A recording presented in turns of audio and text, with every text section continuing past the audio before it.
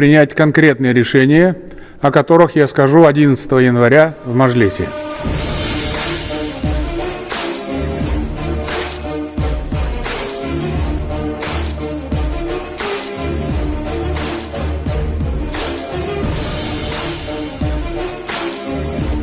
Теперь хочу обозначить первые контуры работы, которые нам предстоит выполнить.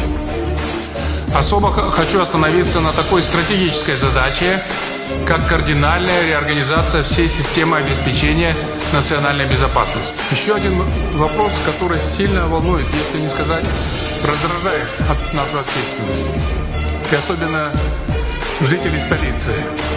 Это строительство ЛРТ.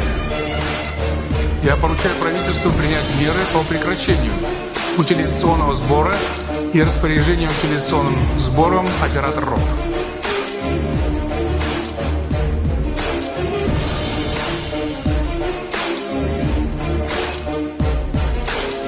Жаңа Қазақстанды бірге құрайық.